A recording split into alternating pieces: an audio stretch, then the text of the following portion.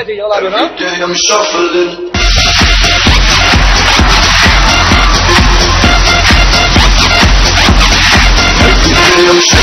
I'm shuffling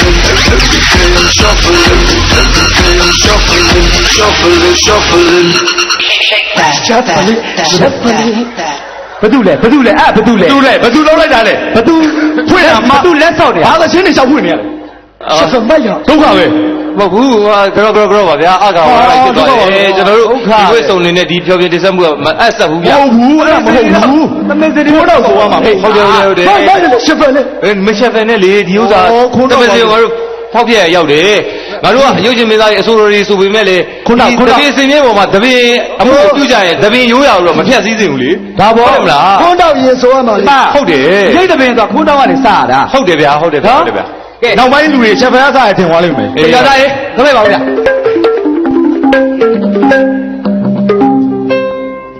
ဒီစင်မပြန်မတက်ပါဘူးရဲ့လို့မှန်သမျှကိုလည်းဥတော်တီမှန်ပါဗျာမှန်ပါဗျာမှန်သမျှကိုလည်းဥတော်တီမြူပြောရွှင်နေဒီဘဝသားတွေတော့ဟုတ်ပါအထူးချင်းပေါ်အောင်မြောက်စားကြရတာကြောင့်ဟုတ်ကဲ့ကျွန်တော်တို့ကလေတောက်ကြွခဲ့ရပြန်ပါပြီမှန်ပါဗျာမင်္ဂလာရှိတယ်ကွယ်တို့ရေပါလေမြမသားနေရင်ခေသမောစီကတို့လေအကြည့်ပြောဖို့မဖြစ်နိုင်ပြီဟုတ်ပါဗျာဗစိတ်ပဲယောဂမြင့်ထွယ်ခဲ့ပြီမို့ဘာလို့ဘာဒါလို့ဘာအဲ့ဒါဗစိတ်ပဲဆိုတာလည်းရှင်းကြပါဦးဗစိတ်ပဲယောဂအမြင့်ထွယ်ခဲ့ပြီဆိုတာဟိုးရင်တော့ငါတို့ညှိနေကြကြတယ်ဘာပြောဟိုကမပြောနဲ့ဒီကမစိုးနဲ့ဟိုလိုမလုံးနဲ့ဒီလိုမလုံးနဲ့နော်ဆိုတော့တာမြင့်ဆက်တွေများလို့ဗဇက်ပိတ်ထားတဲ့ယောဂတွေအမြင့်ခံခဲ့ပြီမို့လို့တင်ထားလိုက်တာပါဗျာဟုတ်ပါဗျာမှန်လိုက်တာကိုတဲ့ပိဋသက်ဩဘာကိုအချစ်ပိုင်ခဲ့သူတွေဟုတ်ကလားဩဟုတ်ကဲ့သူကမဲဩစိတ်မပြတ်တော့ကျွန်တော်တို့တွေမှာလေဟုတ်တယ်ကောင်းတယ်ဗျာမိတ်တဲ့အတူတဘောဆောင်လို့ဟုတ်ကဲ့ညီညွတ်ချင်းနေစီတွေရဲ့လေလေညီညွတ်ချင်းနေစီတွေရဲ့ဟုတ်ပါဘိုးဘိုးတယ်လားအတန်းဝင်နေပါလို့ဆိုတော့မှအတင်းပြန်ခတ်လိုက်မင်းခုနကတမျိုးပါလားဗာလဲအတန်းညီညွတ်ချင်းနေစီတွေရဲ့ဟုတ်ကဲ့ဟုတ်ပါပြီဒီလိုနေကြကြဟုတ်ပါဗျာဒီလိုနေကြကြ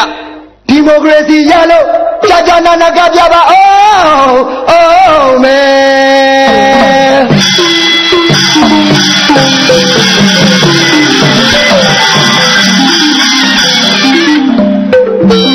မင်္ဂလာရှိလိုက်တာဗျာဟုတ်ပါဗျာကဲဟုတ်ဗျာနမရတဲ့ပွဲကြီးကလည်းမင်္ဂလာရှိတယ်ဗျဟုတ်တယ်ဗျနော်အလူဝဲကိုဗျနော်ကျွန်တော်တို့ဟလားရခိုင်ပြည်နယ်တွင်းမှာတည်တင်ကြတဲ့ပြည်သူပြည်သူများဟုတ်ပါတယ်ပြန်လေတိုးတက်ရေးဆိုတဲ့ဟုတ်ပါကျွန်တော်တို့အလူငွေတွေကောက်ခံကြတဲ့နေရာမှာဟာမနေဘူးဗျာနော်ဟုတ်ပါတယ်ကျွန်တော်တို့ပြည်သူများလှူဒန်းလိုက်တာဗျာပီတိဖြစ်ဖို့ကောင်းပါလေတကယ်ဟုတ်ပါပီတိဖြစ်ဖို့ကောင်းပါလေဒါတောင်မှလှူကြတာဝေယုံတော့ကလည်းဖြစ်မှာဆိုလို့သက္ကနာဖြစ်မှာဆိုလို့တော့မလှူရဘူးတားမြစ်ထားတာတွေမှကြောင့်ဖြစ်ကုန်ပြီဟုတ်ပါဗျာဒါပေမဲ့ဗျာနော်ကျွန်တော်တို့ဟလားကျွန်တော်တို့တိုင်းရင်းသားညီကိုမောင်နှမတွေဟုတ်လားဟုတ်ကဲ့ဒီနေရာမှာဘယ်နေရာမှာပဲဖြစ်ဟုတ်ပါတယ်မိသားစုတပွဲသဘောထားကြပါလေမှန်ပါတယ်ဗျာဟုတ်ပါတယ်တမြေလေးဒီရဲတော့ကြတာကိုဗျာဒါပဲဗျာနော်ဟုတ်ပါတယ်ဒီတို့အေးအမေအေးပဲတော့ဟုတ်ဘာပြောလေဖြစ်တဲ့အကြောင်းအရာတစ်ခုကတော့အကျိုးတရားနဲ့အကြောင်းတရားရှိကြတာကိုမှန်ပါဗျာအကျိုးရှိမှအကြောင်းဖြစ်လာတာဟုတ်ကြရဲ့နော်ဟုတ်ပါတယ်နော်အဲ့တော့အကျိုးရှိမှအကြောင်းကျဘာလို့ပဲဖြစ်မင်းပြောသလိုပေါ့ကွာဟုတ်တယ်နော်ရခိုင်ဒီကိုသင်္ကန်းသာယူဟုတ်တယ်နော်ခိုင်ပြည်မှာဟလားအခုကျွန်တော်တို့လူတွေဖြတ်သန်းတဲ့နေရာမှာကျွန်တော်ကာလသုံးခုရှိပါတယ်ဟုတ်ပါတယ်ဗျအတိတ်ရဲ့အနာဂတ်ရဲ့ပြစ္ဆုတ်ပံရဲ့မှန်ပါဗျာအခုဖြစ်ပြီးသားကိစ္စကအတိတ်ပေါ့ဗျာနော်အတိတ်ကိုလိုက်ပါသားမှန်ပါတယ်ခင်ဗျာအခုလက်ရှိဟလားကျွန်တော်တို့ကြီးတွေ့နေရတဲ့ခံစားနေရတဲ့နော်ဒီပြစ္ဆုတ်ပံတဲ့မှာကျွန်တော်အကောင်းဆုံးပြောင်းတိဆောက်ကြရမှာပါဟုတ်ပါတယ်ခင်ဗျာကောင်းဆုံးရွေးချက်ပါဗျာဒါမှကျွန်တော်တို့ရဲ့အနာဂတ်တွေကလှပမှာဟုတ်ကြရဲ့ဟုတ်ပါတယ်ဟုတ်ပါတယ်ဗျာရမ်းမှန်ကန်တဲ့စကားတစ်ခုပါကဲကိုချင်းကျွန်တော်တို့သောကပြောသွားသလိုပါပဲစင်မောပြန်မတက်ဘူးဆိုပြီးတော့ကျွန်တော်တို့မနေ့ကမကခဲ့ဘူးပါတယ်ဟုတ်ပါတယ်ဒုနာကွင်းမှာပါဟုတ်ပါတယ်ဒါပေမဲ့ဒီလိုမျိုးပြန်လေတက်လာပြန်တော့လေ အခုဆိုရင်ကျွန်တော်တို့ဒါဖြောပြေးစင်မမို့တစ်ခေါက်ပြန်လဲရောက်ရှိနေပြီဖြစ်ပါတယ်ဒါပေမဲ့ဒီတစ်ခါဖြောပြေးစင်မမို့ရောက်ရှိနေတဲ့မတူဘူးဗျကျွန်တော်ကတော့အဒီကလည်းမတူဘူးအရှင်တော့မဟုတ်ဘူးမတူဘူးဘာလို့လဲမဟုတ်ဘူးဟိုခံစားချက်တွေမပြေဘူးကိုလုံးကအငင်းကြမယ်ဆိုရင်ကျွန်တော်တို့လုံးမယ်ပေါ့နော်ဒါဆိုရင်ကျင့်ကြတယ်အနည်းဆုံး2ပတ်ကနေ1လကြာကျင့်ကြတယ်ဟောလေးကျင့်တယ်လေးကျင့်ချိန်ပိုရတယ်ကျွန်တော်ပို့ပြီးစူးစမ်းကြဖို့ဒါပေမဲ့တကယ်ပါဒီအငိမ့်ကျွန်တော်တို့ကြွားပြောမှာမဟုတ်ပါဘူးတကယ်ပါမရမကောက်အတင်းကိုကျွန်တော်3ရက်4ရက်နဲ့ရအောင်ကျွန်တော်တိုက်ထားတာဖြစ်ပါတယ်ဟုတ်ပါတယ်ကျွန်တော်တို့အားလုံးလည်းနေမိညမိနဲ့ကျွန်တော်ဒီအလူပွဲကြီးဖြစ်မြောက်ဖို့အတွက်ပဲကျွန်တော်တို့စိတ်အားထက်သန်စွာနဲ့ကျွန်တော်တို့ပေမန်းစင်းရဲခံခဲ့ပါတယ်ပေမန်းစင်းရဲခံရကြလို့နဲ့ပါတယ်ဗျာကျွန်တော်တို့ကျင်းထဲမှာပီတိတွေအပြည့်နဲ့တင်းအောင်တဲ့လူနိုင်တဲ့နိုင်ခဲ့ပါပြီနော်ကြည့်ရှုတဲ့ပြည်သက်တွေအတွက်လည်းကျွန်တော်တို့သာဓုခေါ်ပါတယ်ဗျာစကိုင်းနက်က TV ဖန်သားပြန်ကြည့်ရှုတဲ့ပြည်သက်တွေရောအခုကိုယ်တိုင်ကိုယ်ကြောက်အားပေးတဲ့ပြည်သက်တွေကိုရောကိုယ်ကဌာနမှာလူပညာလောအားတွေပါဝင်ခဲ့ကြတော့ညီကိုမောင်နှမတွေကိုအားလုံးကိုသာဓုခေါ်ပါတယ်ဗျာမှန်ပါတယ်အခုလိုရေးပေါ်လိုအပ်နေတဲ့အချိန်မှာဟလားဟုတ်ပါတယ်ကျွန်တော်တို့အခုလိုကုညီခွင့်ရတာဟာလူတဲခွင့်ရတာအင်မတန်မှကုသိုလ်ရပါတယ်မှန်ပါတယ်မှန်ပါဗျာဟုတ်ပါတယ်ခုနကကျွန်တော်ပြောတာအရှင်တော်ဆိုကျွန်တော်1လလောက်ချိန်ရတယ်ဟုတ်တယ်နောက်ဂျားထဲမှာကားခဲ့တဲ့နင်းစီတွေတစ်ပတ်လောက်ချိန်ရတယ်ဟုတ်တယ်အခုဆိုရင်တို့ဘယ်ရက်3ရက်အဓိကပြောနေတာကတော့အမှားပါသွားလို့ရှိရင်ဟုတ်ပါတယ်ဒီနာအမှားများဖြစ်ပါတယ်ဆိုတော့အဲ့ဒီကိုကြိုပြီးတော့ပြောထားချင်ပါတယ်ခင်ဗျာကျွန်တော်3ရက်တည်းနဲ့ကျွန်တော်တို့လည်းကြိုးစားသားလုပ်ကြတဲ့ပြည်လုံးလေးတွေပါဟုတ်ကဲ့ပါကျွန်တော်တက်လဲနားတော်ကြည့်ပါဦးမဲအကြီးဝဲစားနေပါပြီဝဲရတဲ့စဉ်းစားကဲဒီတို့ရေရခုနကိစ္စလေးကပြန်ကောက်ချင်တယ်ကွာကောက်အကြောင်းအရာလေးကအကျိုးတရားရှိရင်အကြောင်းတရားဖြစ်တယ်အကြောင်းတရားဆက်ဆက်နေရလေဟုတ်ပါတယ်အခုကိစ္စကကြတော့မင်းကရခိုင်သားဆိုတော့ပိုသိမယ်ထင်တာမင်းကငါတော့မသိဘူးဖြစ်နေတာဟုတ်အားလုံးမသိဘူးသိတာပေါ့သိပါတယ်အဲ့တော့ငါပြောပြမယ်မင်းကဘယ်လောက်သိလို့ပြောပြအောင်အခုဖြစ်တဲ့ကိစ္စကဘူးသီးကျော်ဆိုင်မှာမောင်းတီးတဲ့ကိစ္စအစဖြစ်တာဟေးဘူးသီးတော်မောင်တော့ဟုတ်တယ်ဘူးသီးတော်ဆိုင်မှာမောင်းတီးတာနေလေအဲ့ဒါအချင်းမောင်းရောက်တော့ကဘာလဲချက်ပြောဘူးသီးတော်မောင်တော့သူပြောပါဟုတ်တယ်သိတယ်လို့တက်လို့အဲ့မှာဖြစ်တာအဲ့လိုစားကွာသူကတောင်ကုန်းမြောက်ကုန်းနဲ့ကျဲသွားတယ်ပြောတောင်ကုန်းရောက်မှပို့ဆိုးလာတယ်အဲ့လိုလားဟာတောင်ကုန်းမြောက်ကုန်းနဲ့မဟုတ်ပါဘူးငါဖို့မသိဘူးလေအဲ့ဒါလေပြီးတော့အားလုံးထိန်းအားလုံးအေးစေးပါပြောဖိနေထားတယ်တပြည့်ပြည့်နဲ့ဖြစ်လာတော့ရသေးတောင်မနိုင်တော့တဲ့အချိန်ဖြစ်လာတော်ဆို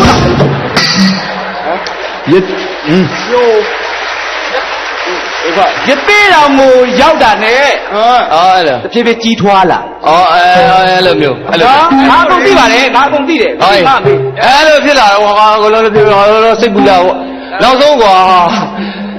စစ်တွေရောက်မှပဲနည်းနည်းငြိမ်ပါဒါလည်းဟုတ်တယ်လေဘာမှမှန်ဘူးလားရောင်တတ်တယ်မှန်ဘူးလားမှန်ပြီငါရောင်တတ်တယ်ထဲဟလားမိဘလူလိုက်တာလေမဆန့်တော့ဘူးဟုတ်ငါပြောတာအဲ့ဒါပါပဲဒါအဲ့လိုဖြစ်တာလေစစ်တွေကိုရောက်မှနည်းနည်းငြင်းချမ်းသွားတယ်အဲ့စစ်တွေသွားပြီအေးလေးလူသွားပြီဒီကိုင်းမြင်နေတာဟုတ်တယ်ကျွန်တော်လည်းသွားပါတယ်စစ်တွေလူတွေကျမ်းပါတယ်ဒါနဲ့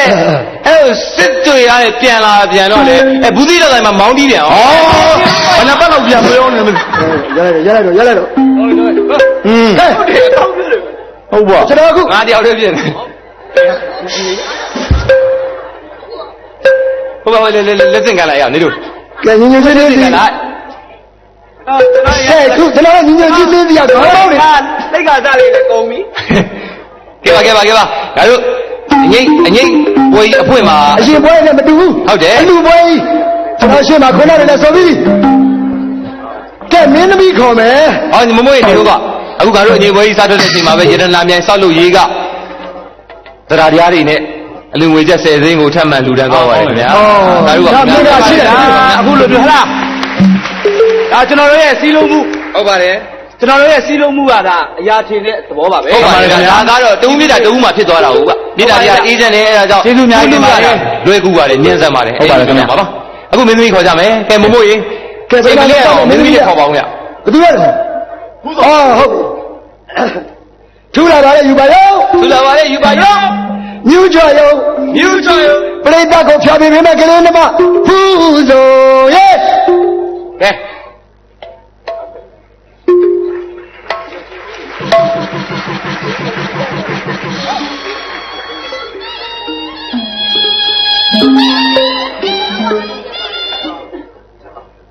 အားလုံး မင်္ဂလာပေါင်းနဲ့ပြည့်စုံကြပါစေရှင်ဥဆုံးပထမဦးဆုံးဂုဏတော်အဖွင့်နေနဲ့ဂုဏတော်အဖွင့်ဆိုတဲ့သချင်းလေးနဲ့ကပြဖြောပြပြရစီပထမတော့ဒီသချင်းကိုမကတော့ဘူးလို့ဆုံးဖြတ်ထားမိပါတယ်သချင်းအစ်စ်တစ်ပုဒ်နဲ့ပဲကမယ်ဆိုပြီးတော့စဉ်းစားမိပါသေးရဲ့ရှင်ဒါပေမဲ့ဒီသချင်းလေးကကိုယ်နိုင်ငံကိုယ်လူမျိုးကိုယ်ဘာသာကိုမမေ့ကြဘူးတိုက်တွန်းထားတဲ့သချင်းလေးဖြစ်ပါတယ်ရှင်အဲ့ဒါကြောင့်မို့အခုရောက်ရှိနေတဲ့မိဘပြည်သူများရောကမ္ဘာနိုင်ငံအသီးသီးမှာရောက်ရှိနေတဲ့မိဘပြည်သူများရောအထူးသဖြင့်ရခိုင်မှာရောက်ရှိနေတဲ့မိဘပြည်သူများအားလုံး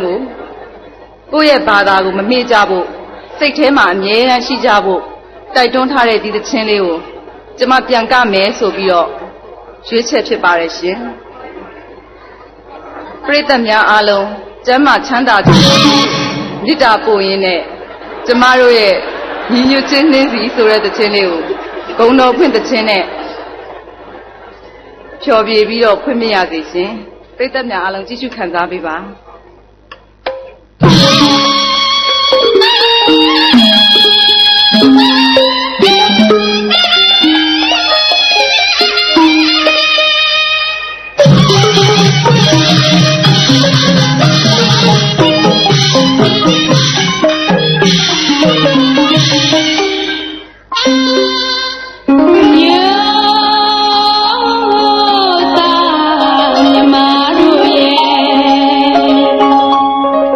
Yo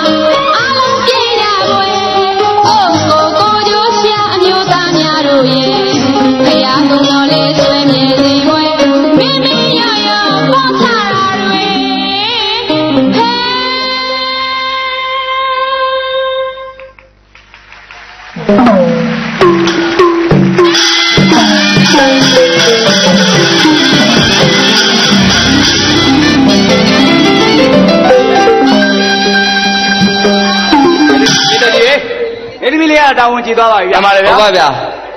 အဲ့တော့ကိုကျက်ကျွန်တော်တို့အငိမ့်ရဲ့သမစင်မှာဟုတ်လားတန်ချက်ဩအောက်ကစားနားလေးပါကျွန်တော်တို့ကပြောကြပါလေရေးကြည့်ပါလေဟုတ်ပါတယ်လို့ပါလူတန်းခွေတွေပေါ့စင်ညာပေးပါ၄ကငယ်၈3 3 8ကားပိတ်နေဟောပေးပါလေဒီဦးလေးလာပြီးတာပြောမသိပါဘူးလူတန်းခွေတွေနဲ့တက်လာလားလို့ကျွန်တော်တို့ကျက်တပွဲပွဲနဲ့လူကြတာစေတနာတရားတရားပေါ့ကျွန်တော်တို့ရဲ့မေတ္တာစေတနာမှန်တော့လေပြည်သူပြည်ဆက်ကလည်းမေတ္တာစေတနာတွေရောင်မြင်ဟဲ့တယ်ဗျနော်အခုဆိုလေကျွန်တော်အငြိပွဲကြီးကနေတော့နော်ရုပ်ရှင်ပြုတ်ဆောင်ဟေးဝေယံဟေးဝေယံတို့မိသားစုကဟုတ်ကဲ့ကျွန်တော်ငါ့ကိုလူငွေ10သိန်းအလကားပြောပါဒီပွဲကြီးအတွက်အလူငွေ10သိန်းကိုလူတန်းကြောင်းရှင်းနေအပ်ပါတယ်ခင်ဗျာလူနိုင်နေပါတယ်ဗျာဟုတ်ပါပရိသတ်ကလက်ကုပ်တီးအောင်လို့မတီးအောင်လို့ပြဟုတ်ပါလေဟေးဝေယံကျေးဇူးတင်ပါတယ်ဟုတ်ပြီကဲစအောင်လို့ရှိဦးလေးစားရအောင်ဟုတ်နော်ဟုတ်တယ်ဘာလို့ဆိုတော့အငြင်းခွင်ရဲ့ပြက်လုံးအစမှာမြူးမြူးတွတ်လေးဖြစ်အောင်ဘာဖြစ်လို့လဲဆိုတော့ဒီလိုရှင်းမဲ့ပါအောင်တမစင်ကဟလားတန်ချက်လေးနဲ့တန်ချက်လေးကိုကျွန်တော်တို့ဟလားတန်ချက်ဒီကျွန်တော်တက်တယ်လူငယ်လေးတန်ချက်လေးနဲ့နားလေးကိုဝင်အောင်ဟုတ်တယ်တင်ဆက်ရတဲ့အစီအစဉ်လေးဖြစ်တယ်ဟုတ်ပါတယ်အဲ့ဒီနေရာမှာကျွန်တော်တို့ကဘယ်လိုပြောရမလဲဟိုရှိတဲ့တော့လူရှင်တို့ကြီးတွေဆိုလို့ရှိရင်လည်းဒါမြန်မာတန်တွေနဲ့ပြတ်ကြတာပေါ့ဗျာဟုတ်တယ်ဗျာတန်ချက်စစ်စစ်ပေါ့နော်ယူဝတန်ချက်နဲ့ပြတ်ကြတယ်တို့ကလူငယ်ဖြစ်တဲ့အခါကျတော့လူငယ်တွေနားတွေကိုအဓိကရောက်ဖို့အရေးကြီးပါတယ်ခင်ဗျာဟုတ်ပါတယ်ကျွန်တော်တို့စဉ်းစားစရာတွေပါမယ်ဟုတ်တယ်စရာတွေပါမယ်အပြုသဘောဆောင်တဲ့တန်ချက်လေးတွေနဲ့အကြောင်းအရာလေးလည်းပါဟုတ်တယ်ခေပေါ်တန်ချက်လေးပေါ့ဗျာဟုတ်ပါခေပေါ်ဆိုတာတဲ့ကျွန်တော် twist တန်ချက်လို့ပြောတယ် twist တန်ချက်လေးနဲ့ကျွန်တော်ခွေလိုက်ရအောင်ဗျာကဲစလိုက်ရအောင် Every day I shuffling Yeah hey Hold on a card to see စိတ်ပေါင်းများစွာဘေးဝဲအခုကြတော့ကားစီကအရန်မဲ့ပိတ်ချိုလုံးနေစမျိုးလေးထိုးပြီးတော့အင်တာနက်မှာရွေးဝဲကားတီကြီးစီးပြီးတော့အားလုံးရှောက်နေကြမင်း okay ငါ okay မင်း okay ငါ okay မင်း okay ငါ okay စီ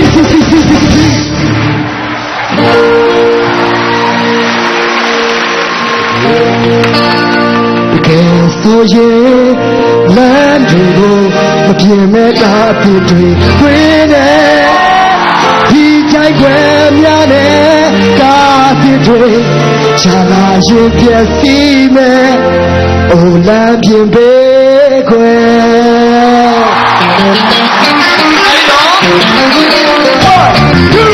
ဒီကြိုက်ွယ်များမျက်နှာပေါ်ပါဒီဘောတော့ကားစီလိုအပ်တယ်ဘလို့လဲသူကားတော့ဝယ်ကြမယ်ကဲအားလုံးဘလို့ကားဝယ်ကြလားဘလို့ကားဝယ်ရမလဲဘလို့ကားဝယ်ရမလဲပုံစံဘာလို့လဲထုံသက်အတိုက်လည်းမရှိဘူးရောက်တယ်ဒီလမ်းနဲ့ဒီကားပဲတန်တယ်မှန်တယ်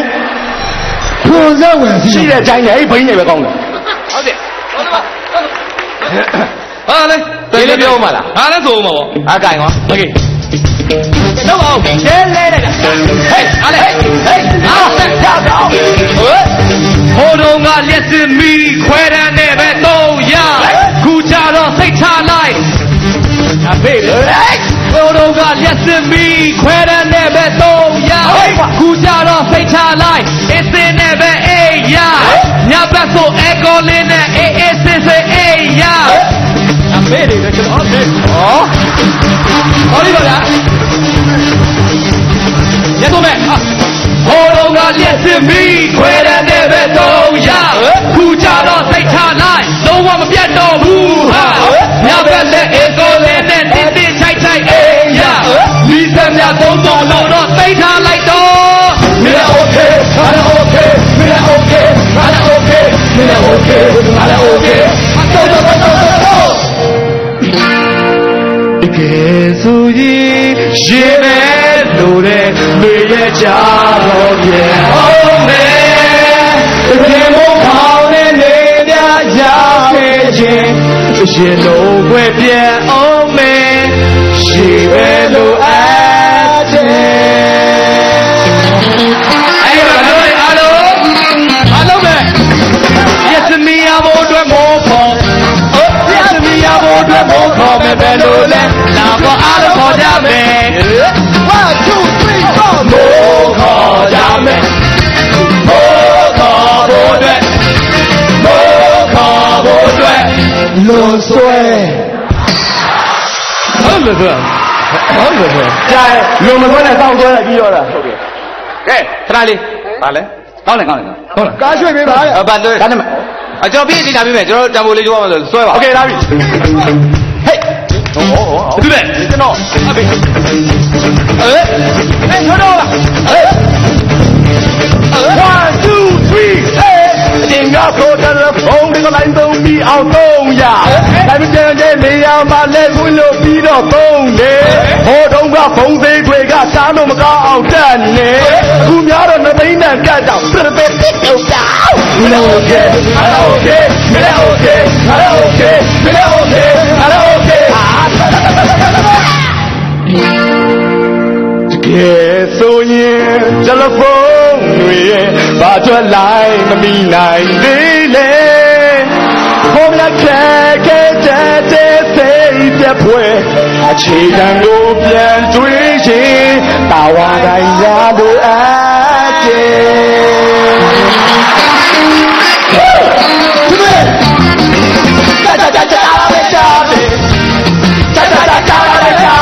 ဘလို့လုံးမလဲဒီကကြားလာတဲ့ပြောင်းနေကြားလာ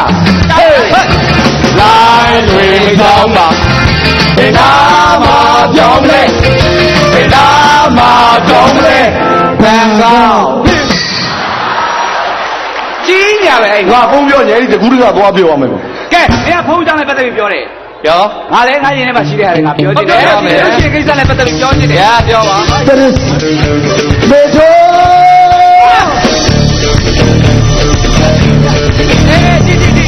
ဒီယောအစ်ဖွဲ့ပြီးတော့ကောင်းဆုံးခြင်းအောင်လုံးကြတိုးတက်တဲ့လောကများတဲ့တို့ရဲ့ရုပ်ရှင်လောကပါကောင်းများထွက်ရှိဖို့အတွက်ကြိုးစားပန်းစားရိုက်ကြရတော်ဖို့ပြဖို့အတွက်ကများကြီးရှိနေတော့မင်းလည်း okay ငါလည်း okay မင်းလည်း okay ငါလည်း okay မင်းလည်း okay ငါလည်း okay ဆိုရင်ယုံမဲ့လူတွေဘယ်နာသွားရရလဲခွေကောင်းပြီလေကုန်လုံးရှောင်းကြည့်ဒါကိုပြန်ပြီးခွေယုံမဲ့လို့အပ်တယ်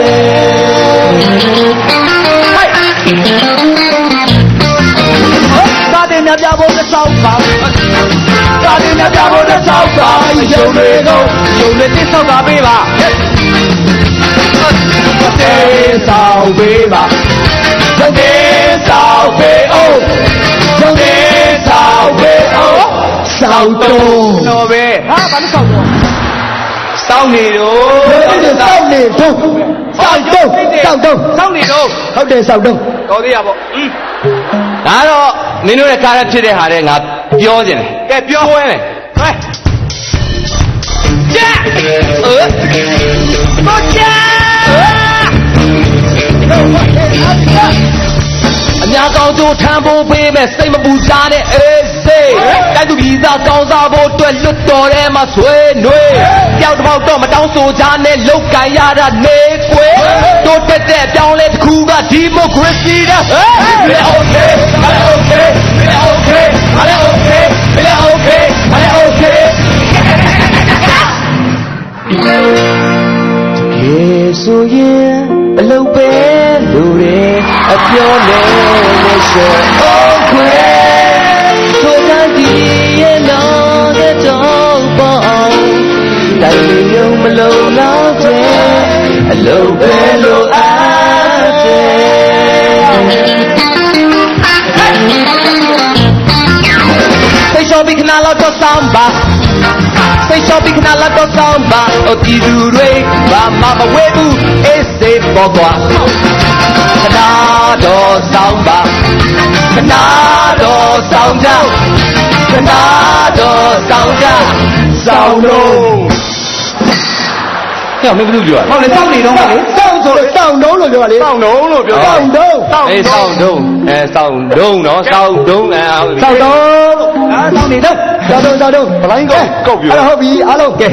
ကျွန်တော်တို့ရဒါအပြုသဘောနဲ့ပြောတာဟုတ်တယ်ဗျဟုတ်ပါလေဗျာအဲ့တော့ပြောပြီးဆိုရင်လည်းကျွန်တော်တို့ကထပ်ပြီးပြောစရာနည်းနည်းလေးပြန်သေးတယ်ဟုတ်တယ်ဒါပြောမှာဟုတ်တယ်မာရာရှိရဲ့ကြောင်းကပါတယ်ယေ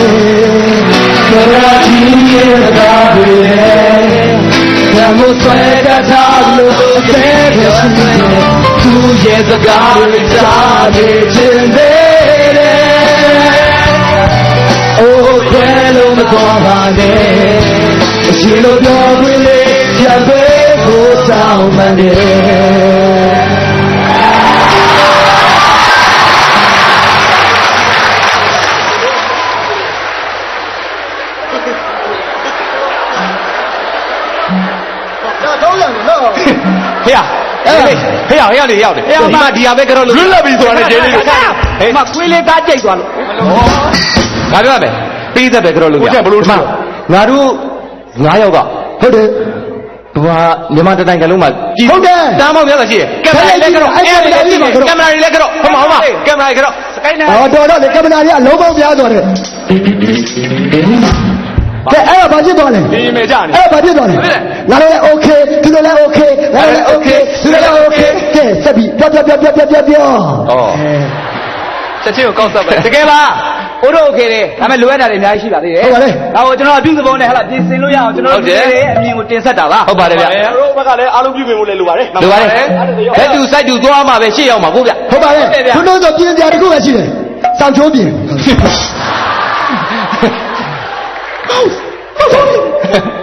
တကားစားတာပါကဲဒါတော့တန်ကြပြီးသွားပြီအေးဒါတော့မင်းသမီးလေးကမင်းသမီးကိုခေါ်ရမယ်ဘာပြောလေငါတို့ကဟုတ်တယ်ဗျာဒီဥစ္စာကတပင်စမီးပေါ်ရောက်လာတော့လေတပင်မူတပင်ဟန်လေးတွေကိုလည်းမျက်နှိုးကြောင့်ဂုံယူကြောင့်ငါတို့ပြောရမယ်ဗျနောက်မင်းသမီးကိုလည်းမရွေးတပင်ဂီတဟုတ်တယ်ဗျဒီလေးနဲ့ထိမ့်သိမ့်ကြရမယ်ဒီတဲ့နဲ့လေးနဲ့ခေါ်လိုက်မယ်ဟုတ်ပြီလားဟုတ်ပါတိုက်ပြီးရှိရင်လူမျိုးရှိရပါလိမ့်မယ်ဟုတ်ပါဗျာလူမျိုးရှိရင်ရိုးရာရှိရပါလိမ့်မယ်ဟုတ်တယ်ဗျာရိုးရရှိရင်ယဉ်ကျေးမှုရှိရပါလိမ့်မယ်ဗျာဟုတ်ပါလေဒီယဉ်ကျေးမှုဒီရိုးရဒီတိုင်းဒီလူမျိုးကိုချစ်မြတ်နိုးရင်အသစ်ထက်ပိုးဖို့မလိုပါဘူးဟုတ်ပါဘူးကြိုင်အနှစ်သာရကိုလစ်ကာပြရရင်ချစ်တရားကြွကြမှာမလွဲပါဘူးချစ်လာသမျှခန္ဓာကြီးအပြည့်နဲ့ရုပ်ထွက်ကြပါလို့ကဲရွာသားကြီးညီညွတ်ချင်းဆိုတဲ့အငိတ်တပင်ကိုအနှိမ့်စင်ကပြဗျာ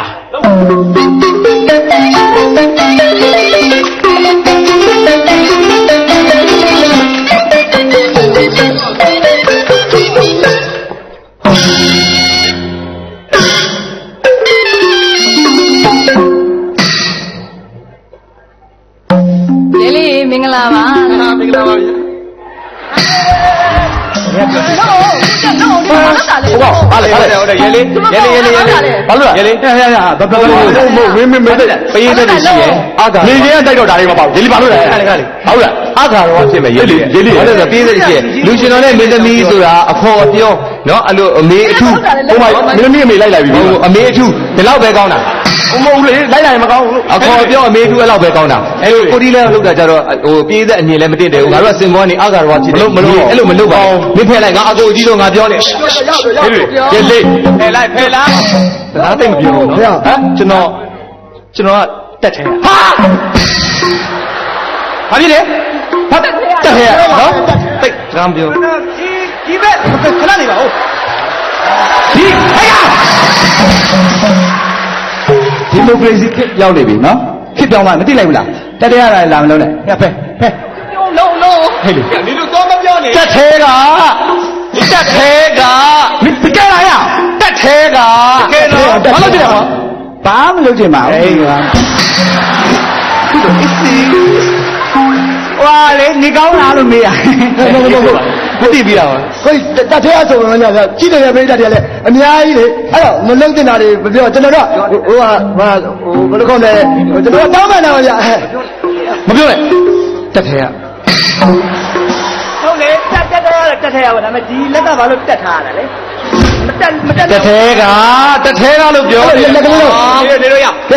ဒီမှာကြည့်လို့ငါညှိပေးလိုက်မယ်နော်အတင်ပြောင်းတင်းနေနဲ့လောက်တော့ကြည့်လို့ဗျာနည်းနည်းဆုံးမလိုက်ပါဗျာရဲလေးညီလေးတက်သေးရမယ်ကိုအခုမှသိတယ်ဟုတ်ပြီဘာပဲပြောကွာဟိုဖတ်တာဖတ်ပေါ့နော်ရပါဒါပဲဟိုလေအခုဖုန်းနံပါတ်လေးနဲ့လိပ်စာလေးယူထားတယ်ဟုတ်လားဟိုတခုခုအကူညီလို့တော့ဟိုညီလေးအကူညီပေးရမယ်နော်ရပါတယ်လို့ပြောအလိုက်ပြီးတယ်အေးအဲ့တော့လေညီလေးကဘယ်တက်ထဲရလဲဆိုတော့ပြောပါဘယ်တက်လဲတင်းကြီးရတက်ထဲရဘာလို့လဲလောင်း ဝိမာန်လေးနေရတာဘေးကရာတက်ကညာလာပြီးတော့ ငါတို့မင်းသမီးတွေရောင်းထွက်ပြီဆိုပြီးပြောနေတာဘေးခရတက်ပြရတယ်ဟုတ်ပါဟုတ်ပါ ထွက်သမား ရလေရပြီ အေးရိုက်ခံထီတော့ ဘေးကရာတက်မှာမင်းအမေဆက်စုံသွားမှုတ်သွား ကဲကျွန်တော်ရေတကယ်ကြီး ဘေးခေါ်လာ ပါလို့နော် ဟုတ်ပါပြီလားဒီက ဟဲ့ငါတို့အဲ့တော့မကြမ်းဘူးရော မမလက်ကအဲ့လောက်ချစ်ချင်မတော်နဲ့လို့ဟာ ငါကိစ္စ မင်းပြောပြီမင်းကဒီလိုမျိုးပဲအောင်မက်ပါတော့ ပါလေ အော်ရဲอ่ะ ဟာမရင်းရမရင်း မရင်းလေဟဲ့အောင်လေမင်းစကားကိုကြီးကြပြောတော့နော် ဟိုမရင်းတွေပါမလို့မလို့မကြိုက်လို့ ကြီးပါဒါရ ဟုတ်ကြော်နေနဲ့ဟဲ့မရင်းရဆိုဘယ်လိုမျိုးလိမ့်စ မ မ င်း ရ ကပုံနီးနေတယ် မရင်းရဆိုပြီး ဒီဘက်ခင်မှာဒါမျိုးတွေမရတော့ဟဲ့မင်းကြီးပါနားမလဲနော်ဒါညီမမျိုးသမီးတယောက်ကိုလူမျိုးဟာလောရဘူးဟာဟလားညာပြည်သူရဲ့ရှင်းပါနော်မသိမင်းက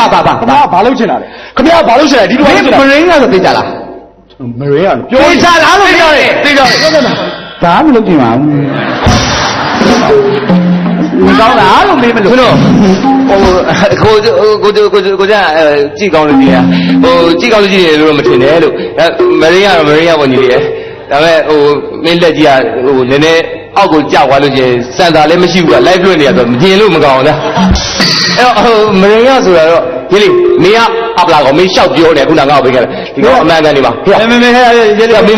တို့စားတဲ့မှုတော့ဒါ ဟုတ်တယ်မင်းဘရင်းတက်တာလေဟမ်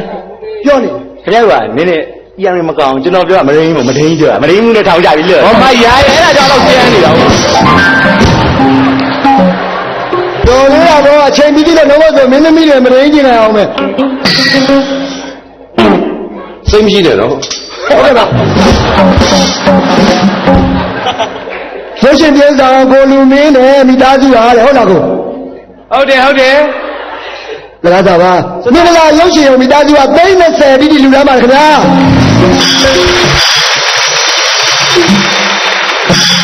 ဒီမှာလေ ဟုတ်ပါလေဒါမဲ့လိုရတာတော့သိတယ်နော် ဒီလေ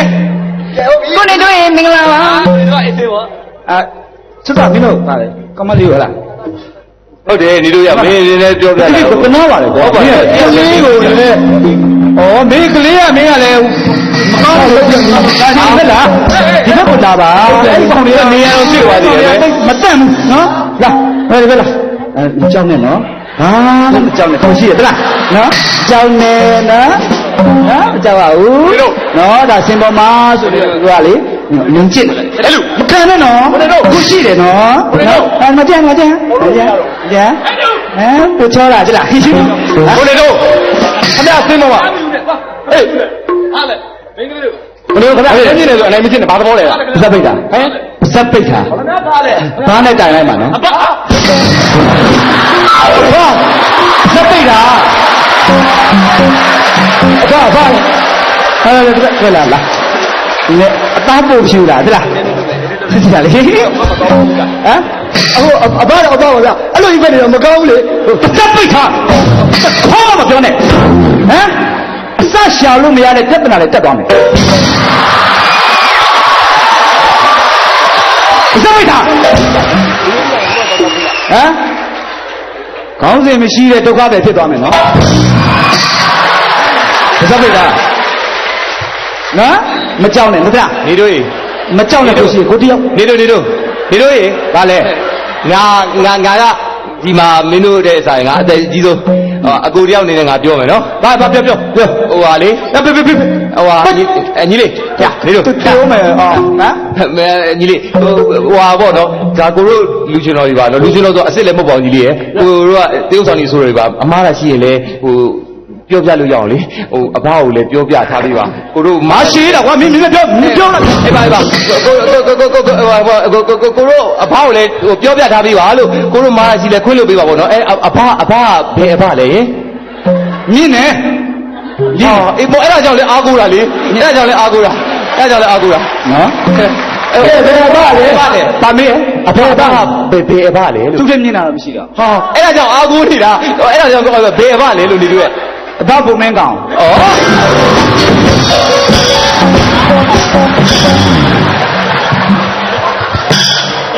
ဟုတ်လေငါမင်းကိုဘဘုံမင်းကောင်ပြောလိုက်တာ ဦးဆုံးတခါလည်းမဟုတ်ကအလုံးခံတက်ကတမျိုးဘာတမျိုး ကဲကိုတက်ဆို ကိုကျလိုက်တယ် ဘုဒ္ဓလာကြော်လေးလား ကျွန်တော်ဖက်ချင်နေပြီ ဒီမိုက်ကလေတဲ့လားဟိုနေတို့ရဲ့နဲ့ချိန်လိုက်ငါတို့ကလာပြောလိုက်ဒီလိုဖြစ်လိုက်နေဘလို့ဖြစ်နေမှန်းမသိလားရောကိုကျရပြီအာကိုကလည်းကိုပြောပါ ဒီမဲ့ငါကင်ပြောတော့မယ်ကွာလားဘုဒ္ဓအဲ့ဒါပဲလူရှင်တော်ဆိုတာမယုံအောင်သူတို့ပတ်သက်တဲ့ပေါက်ပန်းစိတ်အကုန်ရှိရဲ့နော်အရင်စိတ်ပြောပါကိုကျတဲ့ကအသက်ကြီးဆိုထိန်းဖို့သိမ်းဖို့လည်းမနိုင်ဘူးဒီကောင်လေး၄ယောက်ဖြစ်ဟုတ်လားအဲ့ဒါပဲညီမလေးရဲ့ကိုကျင်းရဲ့ရင်ငွေကိုခိုးလုံလိုက်ရင်ငါညီမလေးကအရန်ကိုလုံခြုံသွားမယ်နှွေးထွေးသွားမယ်ကိုကျ ဘယ်ရံမှကြောက်စရာမလိုတော့ဘူး ကိုကျ ကျွန်တော်အရှိပိုင်းမှာတော်တော်ခံခဲ့ရတယ်ခင်ဗျာပါလေဟာမင်းနေဖြစ်ဘယ်ဟာပါလဲ ဟုတ်ပါဘူးမပြန် ဟမ် ညာဒီထဲမှာမိမလေးရပြီနိကလေးလေးတယောက်မွေးပြီ ဟုတ်တယ် ဒီစိတ်တွေကမပုတ်နိုင်သေးဘူးလား ငါဒီစေပေါ်ရအောင်ဒီစိတ်ပြန်ဖြစ်တယ် အဲ့ကြောင့်မင်းသမီးတွေလည်းကိုကိုချင်းရချေရတာဗော ဟမ် ပြပါဦးပြပါဘာမလို့ ဘာလဲ ဟုတ်ညီလေးတို့ကိုကလေပထမတော့မင်းတို့စရတဲ့နောက်နေတီးလို့တမင်ကိုငါလိုက်လုပ်ပေးနေတာတာရင်ဖြစ်နေတာငါလုံးဝ update နော်ငါကလုံးဝ update နော် လောက်ပါပြောပါဦး ငါလွတ်တော်တယ်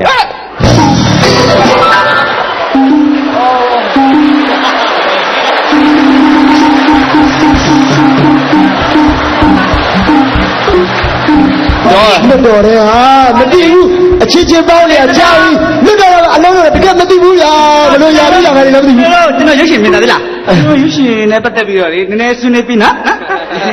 ခိုးကိုလေးတွေဖမ်းပေးအောင်တော့ညောင်းနေမှာပေါ့နော် ရတယ်ညီလေးတို့ပွဲပါမယ်ဒီငါမြင်လုပ်ပြီနော်ရဟိုဒီလေးဖြစ်နေတာဖြစ်ရမယ်ကိုကကြွားတာတော့မဟုတ်ဘူးနော်လွတ်တော်တဲ့ကိုဝင်သွားမှ clear ဖြစ်တာပြစ်သွားပြီလားမိုက်ရောကျွန်တော်နှိပ်ပေးရတော့ခဏမသိဘူးအဲ့လောက်ကိုမသိရဖက်ဖက်ရတော့မှမင်းသမီးလေးယောက်ကျန်နေကြတော့ဖက် ကိန်းတော့ဆောင်ပေးမယ် ကိန်းတခုတော့မေးချင်ကိုကြီးလွတ်တယ်ပဲကိုကြီးဝင်သွားမှာ ကလီယာဖြစ် clear ဖြစ်တာ ဟိုအမတ်လောင်လာဟင်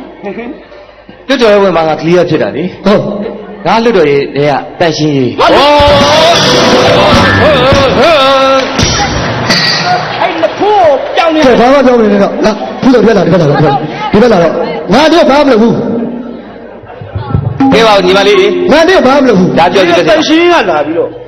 ဟဲ့မလုံးပြပြီလား ဟုတ်လားအဲ့ ငါမပြောတော့ ငါပြောပြမလား ဟဲ့အဲ့အမေမ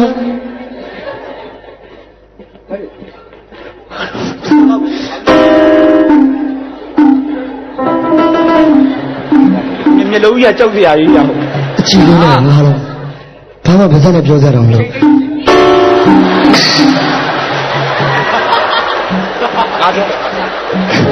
အစီပဲမကြောက်ပါနဲ့ညီမလေးရဲ့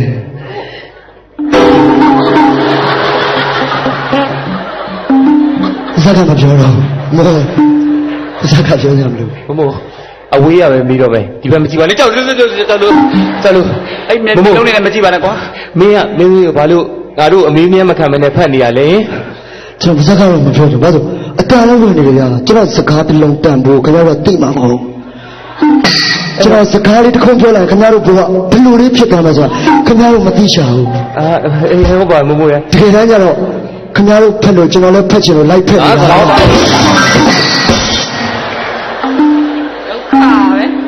ငါမှတော့မမြင်ရင်အောင်ဆောင်ပေးလိုက်ရတာဗာများလေးလို့ကဲပါညီမလေးအေးပါ အားဖြင့်ညီမလေးနော် ကဲဒုတိယပုံအနေနဲ့ပြည့်သက်ကြီးကိုဗာနဲ့များထွက်ပြပါမလားဗျာ သိရမယ်နော်ဟုတ်ပါပြီ ဟမ်အေးဟဲ့ ပြည့်လိုက်ပါဒီနေ့တမျိုး ကဲရတဲ့ပုံအနေနဲ့ဖေဗရီဆိုတဲ့တခြင်းလေးနဲ့ကြားကြဆွဲပြခြင်းပါတယ် အသက်ကြီးတော့ကြီးသွားပြီဆိုတော့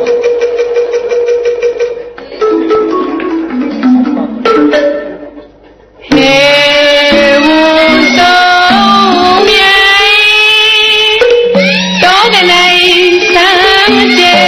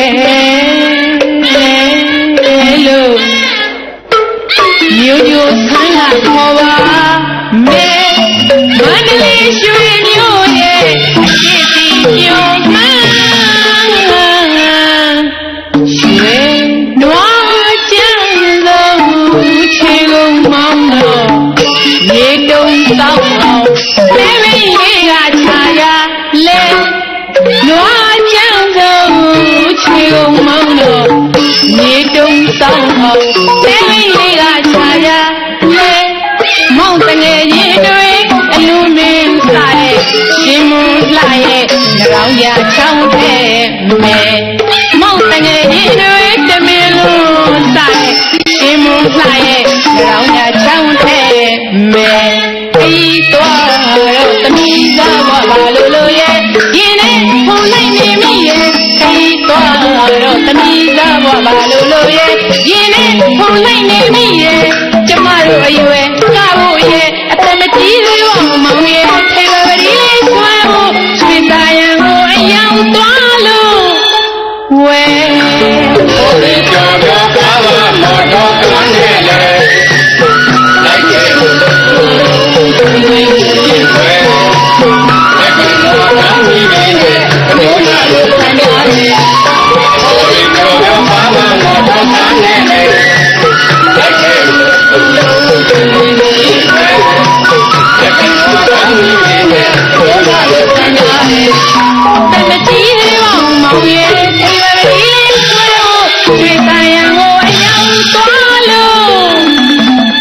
ဝ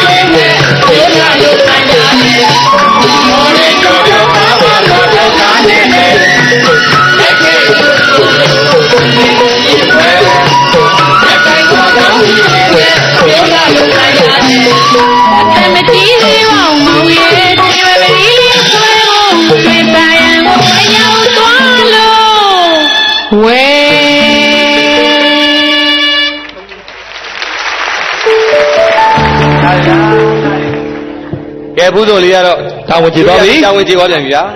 ဟုတ်ပါဗျာအသက်မကြီးသေးပါမောင်ရဲ့တဲ့ဒီခွေးမယ်ဘာလို့တည်သီးခွေးရမှာလဲအသက်မကြီးတာနဲ့တည်သီးခွေးအလူငွေထက်ရောက်လာပါတယ်မြမအမှုပညာရဲ့အလှအပဆိုတာဒါကိုပြောတာပဲဗျာဩကျွန်တော်အလူငွေထက်ရောက်လာပါတယ်ခင်ဗျာအဲ့တော့ကျွန်တော်ဒီခွေးကြီးကိုကနေတဲ့အချိန်မှာပဲသဒ္ဓါတရားတွေတဖွာဖွာပေါ်လာပြီးတော့ Morning Glory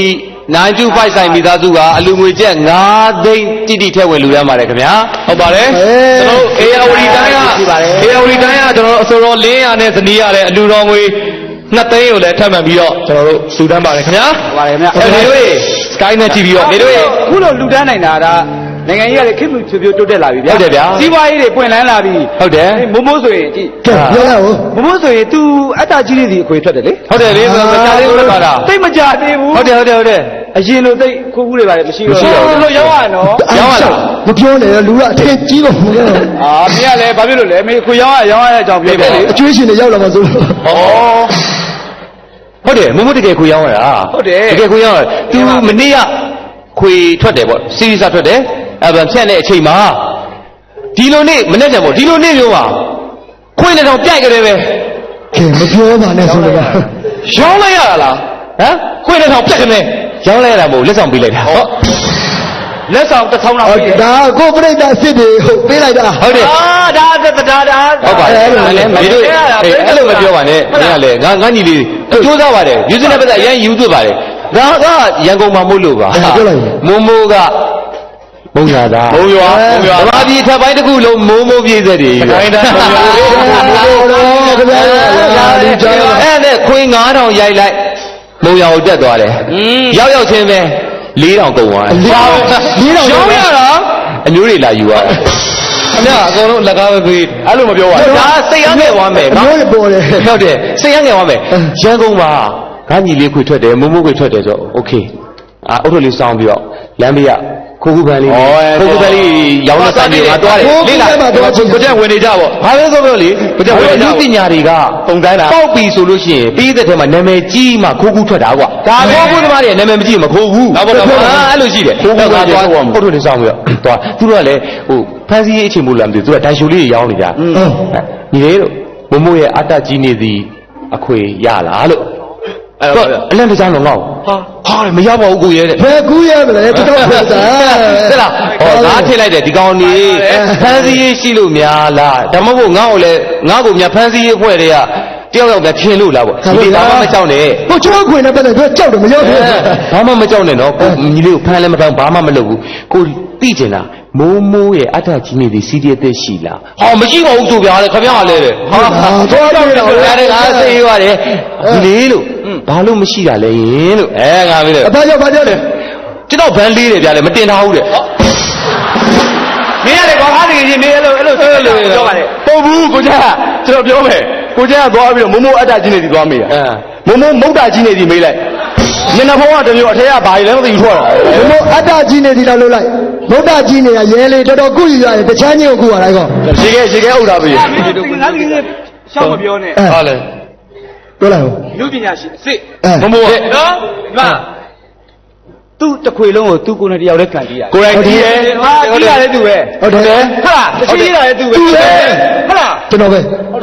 တ်တယ်နားတော့လည်းသူတယောက်လေးဖြစ်မှာကျွန်တော်လည်းနားတော့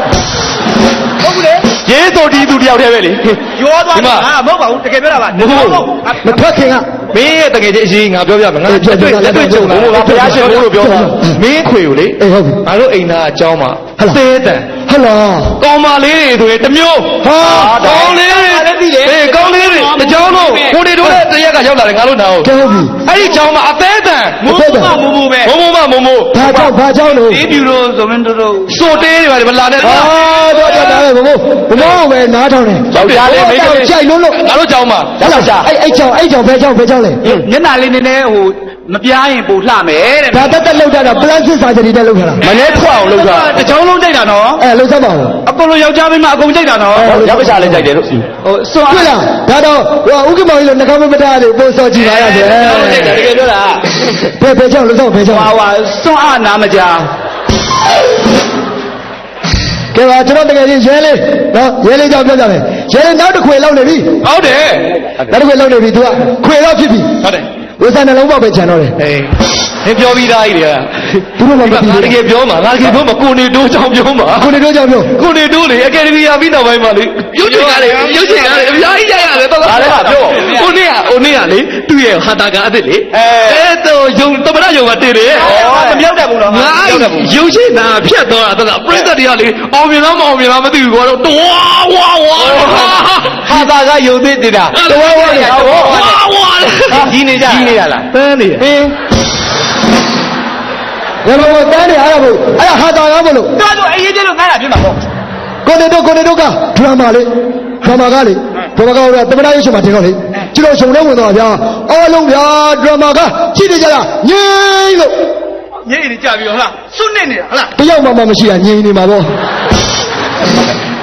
ဘယ်လိုငြိမ်းနေရောရဲပါတယောက်ဖြစ်နိုင်အော်တယောက်ပါလေဒီမှာကဲကျွန်တော်မပြောဘူးလားအေးချမ်းအောင်မြေဥက္ခွက်ဖျားเจ้าတာမွေမဟာဆရာတော်ဥဇောတိကနော်ဥဇောတိကနဲ့အတူတက္ကရာမအပေါင်းကောင်းမှုအလူငွေ10သိန်းတိတိထက်မှန်လက်ခံရရှိပါတယ်ခင်ဗျာ10သိန်းအဲ့ဒီတို့ငါတို့ရခိုင်ပြည်နယ်အတွက်အလူငွေတွေမြဲမြဲရအောင်ငါတို့တညာလုံးကလိုက်အောင်ကဲငါတို့ကလည်းဒီအလူကြီးလာမှာပဲလေအေးလေဟုတ်လေခင်ဗျာမစိုးအောင်ကျွန်တော်ကမေတ္တာစေတာဒါကမေတ္တာမှန်လို့မေတ္တာရတာမှန်တယ်ဗျာနော်အဲ့တော့ငါတို့ရဲ့ဒါယူရလည်းဖြစ်တယ်ငါတို့ရည်ရည်မှုလည်းဖြစ်တယ်မေတ္တာတရားအကူလူဆက်ဆံရတယ်ဟုတ်တယ်နော်ရောင်းတယ်ဟဲ့ပါရောင်းတယ်ဟဲ့ပြန်ရှိတယ်ဟုတ်တော့ငါတို့လည်းအခုလာကြည့်တဲ့ပြည်သက်တွေဒါသာဓုခေါ်ပါတယ်ပြည်ပြည်ကြည့်ကိုယ်တိုင်ကိုယ်ကြလာကြည့်နော်ဒီငါတို့ရဲ့လူပြည်ညီကိုမောင်နှမတွေရော တာရုခေါ်ပါတယ်အဲ့တော့ငါတို့အားလုံးမိသားလေးပို့လိုက်ကြအောင်ကဲဘယ်လိုလုပ်မလို့စမ်းမအောင် ဟုတ်လားကျွန်တော်တို့ကလည်းဟုတ်လားဆင်မြင့်ပေါ်ကနေမိသားပို့မယ်မိသားပို့မယ်နိုင်ငံအသီးသီးမှာရှိတဲ့ဟုတ်တယ်ဗျာအသီးသီးမှာရှိတဲ့ဟုတ်တယ်ဗျာအနန္တဆက်ကြဝလာပါအကုန်လုံးမိသားပို့ရမယ်ဟုတ်ပါတယ်ဗျာအဲ့တော့ကဲကျွန်တော်ရင်စပို့မယ်ဗျာနော်ရှိရနိုင်ရှိတော့တဘဝမြေချောင်းရေတကုံများရောင်ရခတ်သိငြိမ်းကြပါစေမြေချောင်းရေတကုံခိုးရခတ်သိကင်းကြပါစေကျွေးမိစချေကင်းကြပါစေဟော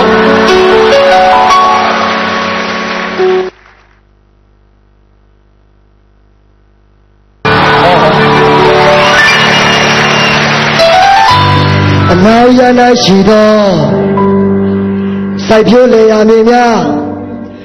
တိမ်ယူခတ်သိမ်းငြိမ်းကြပါစေကြောင်းယူခတ်သိမ်းငြိမ်းကြပါစေတရားဆောင်ရင်တောင်းတွန်းခြင်းတွေမှခင်ဝေးကြပါစေတောင်ရနာရှိသောစိတ်လန်းဝေစာတတော်များတဘာဝမြမရေပိုင်နဲ့တို့လူယူခတ်သိမ်းငြိမ်းကြပါစေတရားဆိုင်အနိုင်ယူခြင်းကင်းကြပါစေ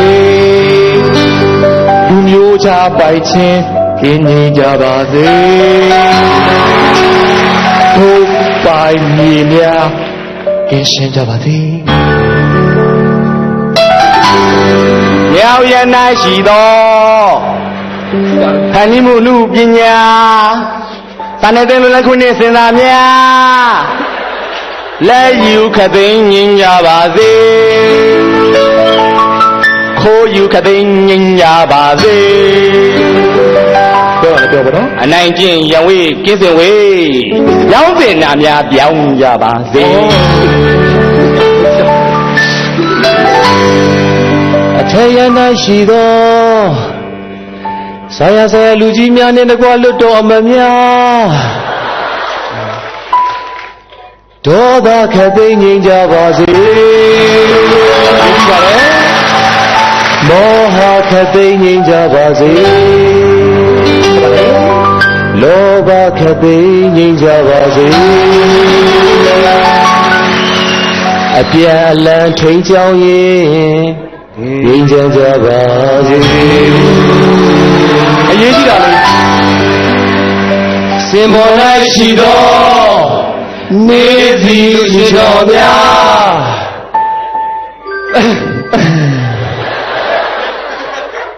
စင်သာပြည့်စေကင်းကြပါစေ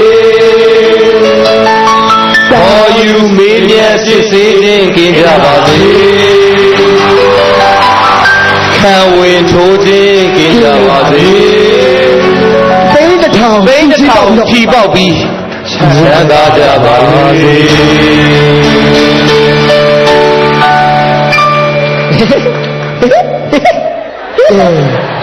ယူကြအောင်ကြီးနောက်ဆုံးကသူမပါဘူးပေါ့နော်အမှားယူနေပါလေဘောတကယ်ရင်ထဲမှာအေးသွားတာပဲဗျာနော်တကယ်အေးပါပါတယ်ဟွန်းကဲကျွန်တော်မိသားပို့ပြီးသွားပြီရဲလေးကိုကြိုက်တဲ့နေရာပို့လို့ရပါပြီလို့ပေးမဲ့ပေးလိုက်ပြီကဲပါမင်းသမီးတွေရှိသေးတယ်ကွာဟုတ်ပါဗျာမင်းသမီးရှိသေးရဲ့အခုဒုတိယတယောက်ကတော့ဘူးဟိုသူပူလို့ကဲမိုးဆောင်ခေါ်ကြပါဦးကဲအငိမ့်သဘင်စပြီဆိုတော့မိုးယူဆန်ကလေးနဲ့မှအပြည့်အကျွလို့လှမ်းခဲ့ပါတော့ဗျာ